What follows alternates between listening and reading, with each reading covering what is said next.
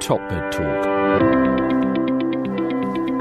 All right, well, welcome to Top Med Talk. I'm Desiree Chappell, and we're coming to you from the 5th Collaborative Clinical Trials and Anesthesiology meeting here in Prato, Italy. I'm joined by Chief Editor-in-Chief of Top Med Talk, Monty Mythen. Hello, Monty. Hi, Desiree. And we had the opportunity to catch up with Toby Richards, who's a professor of surgery. Used to be at UCL, but now you're joining the Australian crew. Hi, Toby. How are you? I've moved from UCL over to Western Australia. I've actually also got an appointment at Monash as well. So I'm spread across the hemisphere. That's a good thing. So, Toby, you presented yesterday, and again, we know that everything is embargoed, but can you tell us a little bit about the study that you've been working on, just a little bit of background on that and how that's going for you? So this all started some time ago. My baseline job is a vascular surgeon, and the question I asked was, if we properly mobilize our patients, if we feed our patients and we correct the anemia, will our patients do better? And particularly in vascular surgery, where we have a high morbidity and mortality rate, will we reduce that by optimizing our patients? So the question is, can I get a patient fitter for surgery? So we started by looking at whether or not anemia is common in people coming into hospital. And we analysed the US Veterans Database of 250,000 people, 1/3 of whom had preoperative anemia. And on multivariate regression, anemia was independently associated with a 2-fold increase in mortality and a 2-fold increase in complication rates. So on average, those patients spent 50% longer in hospital. That associative data has been repeated in 28 other associative publications, and there was a meta-analysis in the BJS by Fowler and Rupert Pierce's group confirming what we've said. So the question is, if you've got someone who is anemic, can I correct that anemia prior to surgery? And consequently, will that patient feel better and do better during the perioperative period, and then rehabilitate faster with reduced readmission rates to hospital over the subsequent 6 months? The mechanism is interesting. Globally, anemia is very common, and iron deficiency is the commonest nutritional disorder and the commonest cause of anemia. This can be directly from nutrition or from women's health, heavy periods, or secondary to renal failure. This is slightly different in the surgical population because although that might represent some of the causality behind anemia, people coming in for an operation have often got blood loss due to cancer and bleeding in the gut in colorectal surgery or gynecological surgery. But also they have an inflammatory process going on. And in the setting of inflammation, normal iron pathways are disrupted. And although you can eat iron in meat or take iron tablets, the absorption is blocked due to inflammation. So we used to call that anemia chronic disease, and we now think that that is iron-mediated and a functional iron deficiency. So our starting point is 1/3 of people are anemic, and we believe the vast majority of those people, it's due to iron deficiency. So next question is, can we treat iron deficiency anemia in that setting? And the answer from observational studies is yes. We can use an iron infusion. So 8 years ago, 2 new preparations of intravenous iron came out. These are safe, and they enable a total treatment dose up to 1,000 milligrams of iron delivered intravenously in 15 minutes. So that's something that you could feasibly introduce to a perioperative pathway in the future. So we have a problem, we have an intervention, and an intervention that could fit into a pathway. So we took people prior to major open abdominal surgery. So that's people who bleed a lot and spend a long time in hospital with a high morbidity load. And our question was, in 2 weeks prior to surgery, if we give them intravenous iron, do we treat the anemia? As a consequence, does the patient feel better? Therefore, at operation, do they receive less blood transfusion? Post-operatively recover without as many complications and rehabilitate well out to 6 months. So you're a surgeon, that's very different than most of the people here. It's mostly anesthesia. How does that make you feel, Toby? If only I had as many willing anaesthetists on my day job, yeah. No, look, I think, The interesting thing about the perioperative field is it's a field that falls between specialities. There are anaesthetists who are interested in perioperative medicine, and now you have geriatricians interested in, for instance, the fractured neck edema pathways. Who does it probably doesn't matter, but there's definitely a need for care of patients around the surgical pathway, and to break down these barriers of, well, that bit's not my job. It's joined up thinking and continuity of care. We need to go back, I think, to the preoperative period and actually address what we're doing in that period. We're well aware that patients come to preoperative assessment, but my feeling is that that's become more of a tick box exercise to facilitate rapid admission to hospital, reduce length of hospital stay, and enhance recovery. So more administrative and process rather than individual patient care. I started this conversation by saying I've got the highest risk patient group, and every anaesthetist listening to this will just moan and talk about vascular surgeons and the fact that all we do is chop legs off. Well, we do, but actually, we do have the highest risk patients, and we do need to define who we should operate on. And in those people that are high risk, the question is, how do we correct that risk? So I think that's really important for the surgeon, because we're ultimately putting knife to skin, and we're also the people that follow people up at 3 months and 6 months. So like it or not, the butt, I feel, does stop with us to some degree. No, I just wanted your perspective because I think that's interesting. And I think we all need to hear that and continue to have the conversation. So I think that's good. So on your, the study that you did, is called PREVENTT, right? Preoperative intravenous iron to treat anemia. Work it out for yourself. Look on the website. That's good. Actually, you do have a website for it? We do have a website for PREVENTT, and then we got a variety of patient forums, Facebook pages, etc., all to do with iron therapy. It all comes under the Iron Clinic, if I'm allowed to plug that. So, Toby, I was around at the start of the journey for the design of this trial, and at the time, very ambitious, very novel, going for an adequately powered trial in adult patients undergoing major intra-abdominal surgery, getting this single intervention in a multi-center trial, randomized controlled trial. And part of the challenge there was it's a double-blind trial, which I remember lots of discussions about that. How did you pull that off? So the problem is that iron is a black liquid. So the way we did it is you can use a black giving set, and then you can cover the infusion bag with one of those opaque TPN covers.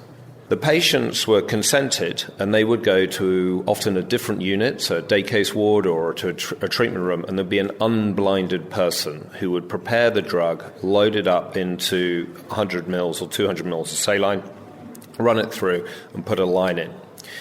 In the United Kingdom, you're not allowed to put an airline mask on the patient and blind the patient. Okay, but you are allowed for them to have their arm hidden by a screen or a blanket. So they have a Venflon put in, and then you'd either start with infusing normal saline, then cover the arm up, so you know that it's all fine, and then you change the IMP accordingly. We actually specifically asked, and so for those listening, how do you test blinding?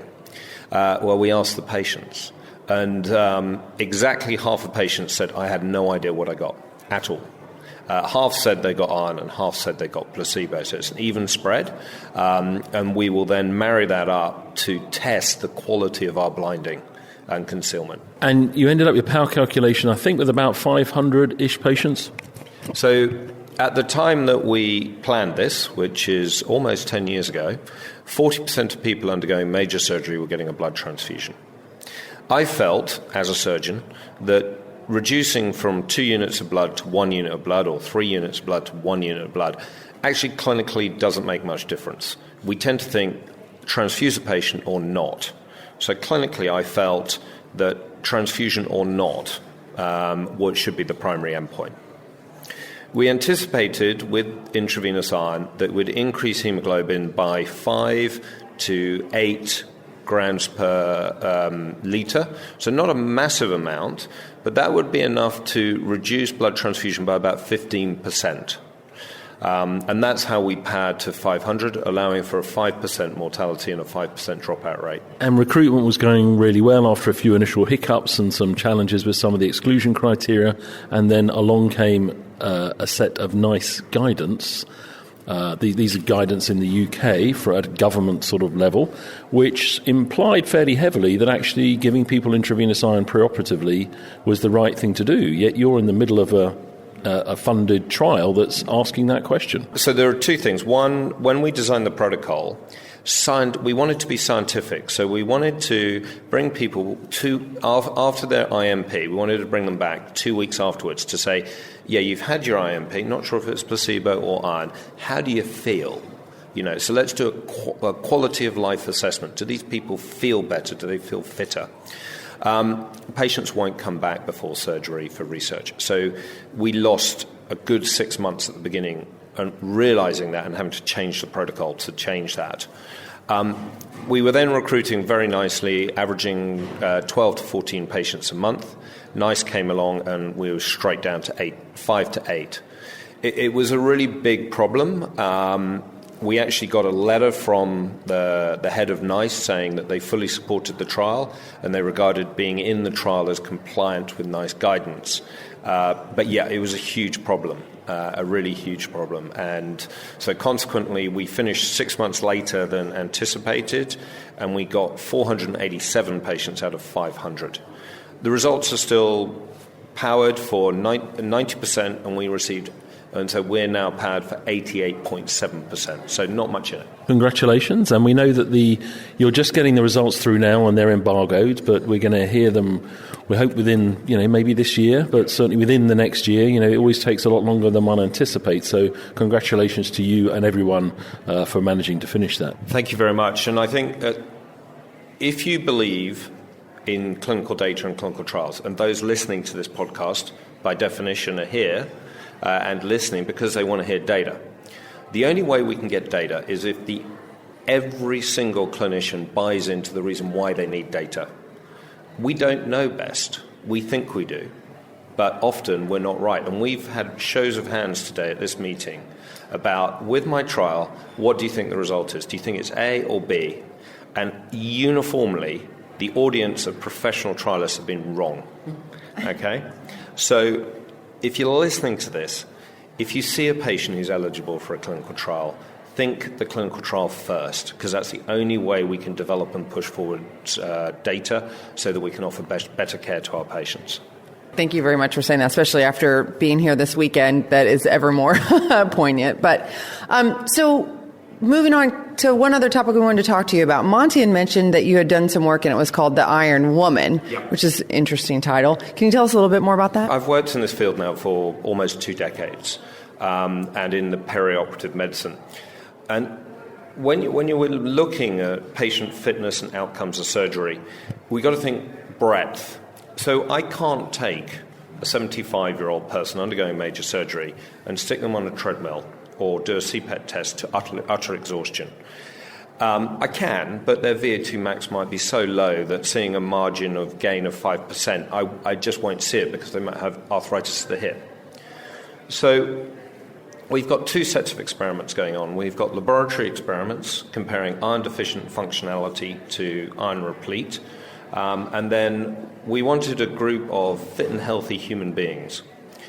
And this was quite a revelation to me.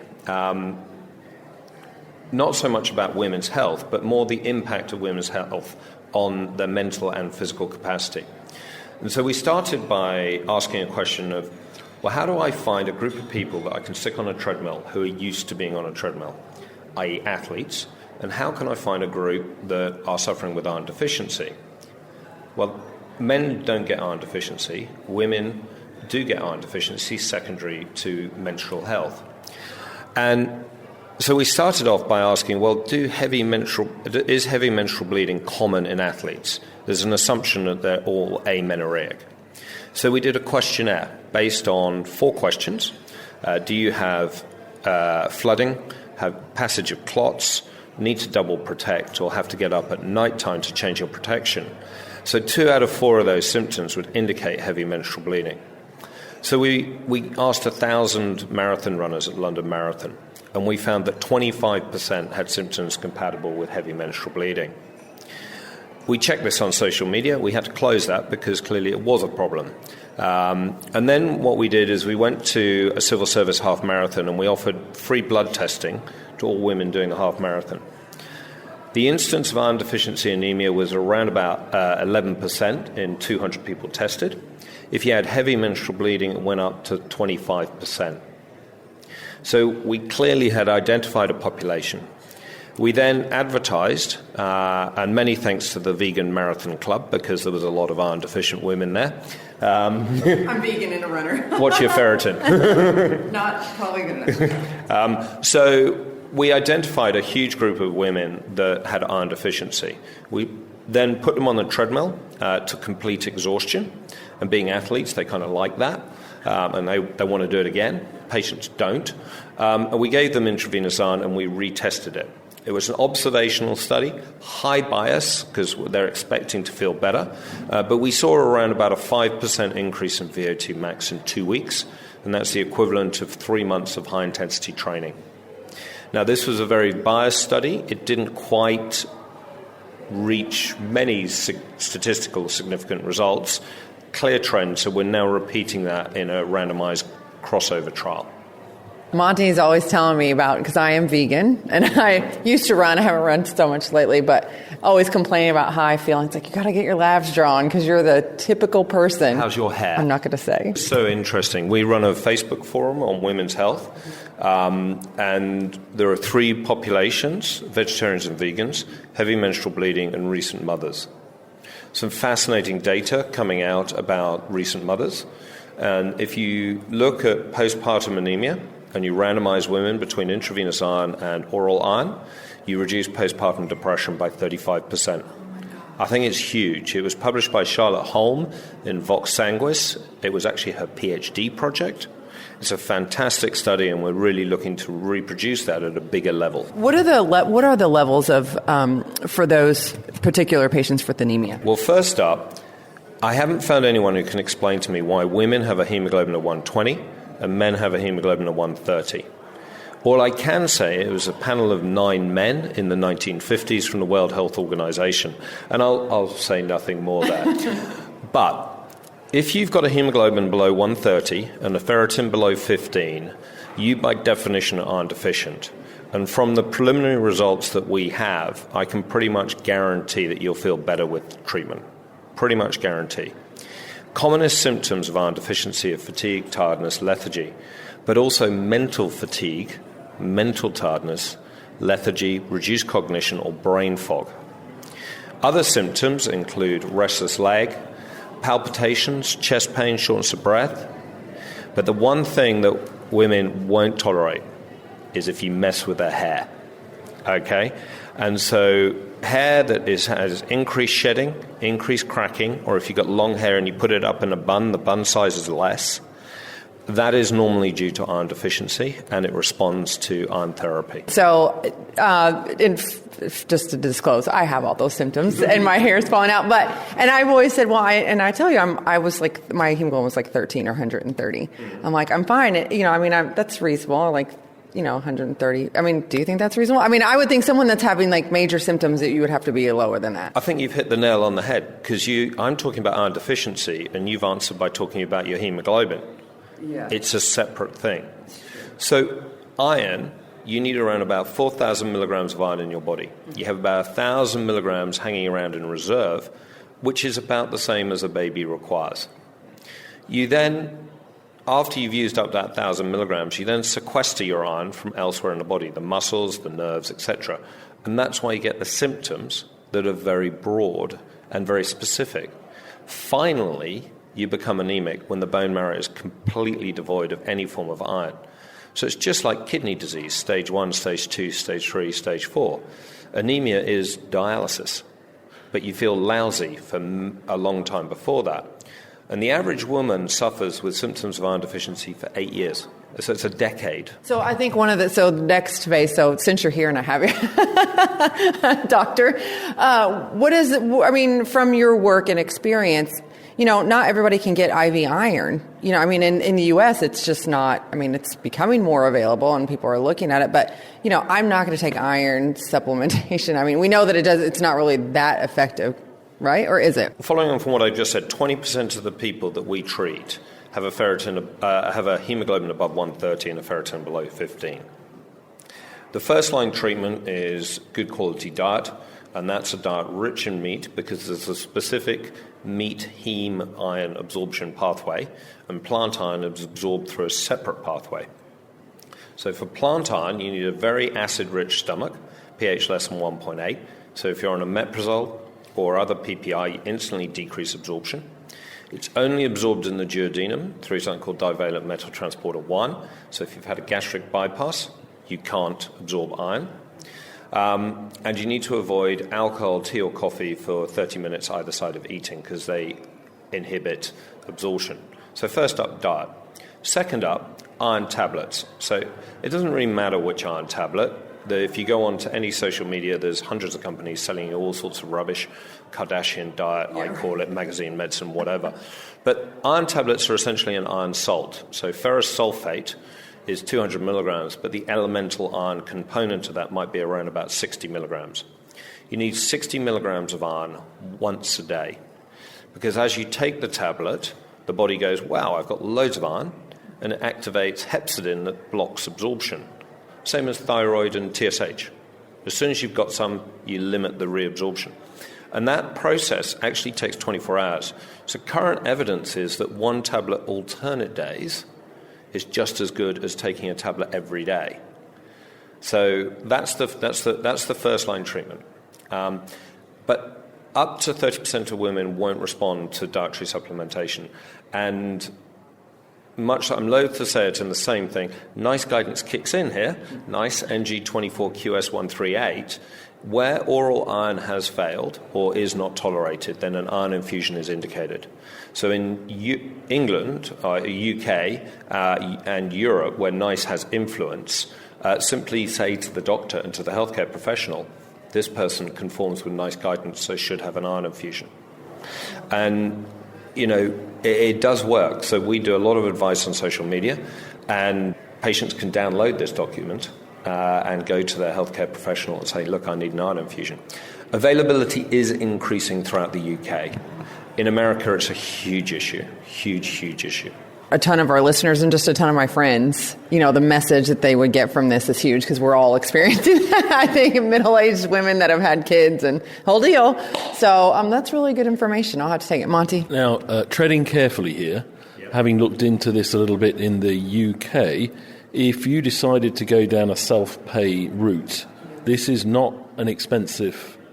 It's going to be expensive to some people, but it's not a wildly expensive decision to make. So, slight conflict of interest here, and I'll have to declare it. I run the only private outpatient clinic in the UK. It's called the Iron Clinic. It started because when I was doing the Iron Woman study, it was actually cheaper for me to form my own company as a service provider to give the iron privately rather than to bring fit and healthy patients in through a hospital pathway because of the processes and costs involved in doing that. So it started like that. And one thing that I've learned is women talk. So the phone started ringing. So the Iron Clinic is staffed by my PhD students. You can look us up on Companies House. We make no profit. I take nothing out of it.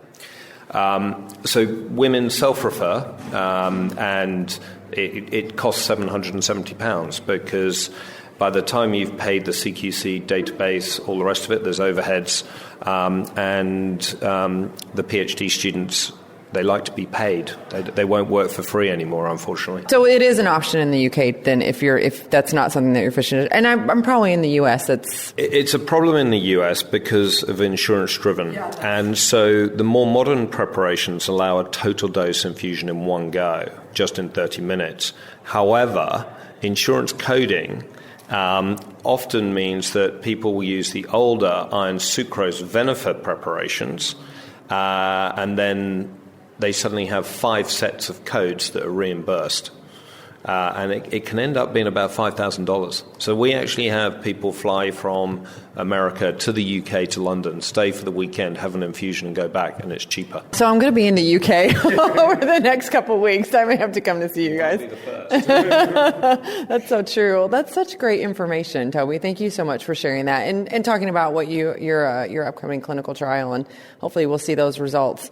And I appreciate it. Good luck on your move to Australia. I hope that goes well for you, and hopefully we'll talk to you soon. Thank you so much. Top Med Talk. Thanks for downloading Top Med Talk. Don't forget to subscribe via your podcatcher. Don't forget to check us out on social media. We're on Twitter, Facebook, LinkedIn, and YouTube. And also, don't forget, Top Med Talk is the broadcasting arm of EBPOM, Evidence-Based Perioperative Medicine. We'd love you to find out more about that. If you check out ebpom.org, you can find low prices on some of the conferences we're organising around the world. Many of them are virtual and don't even involve you leaving your own home. Check out ebpom.org now.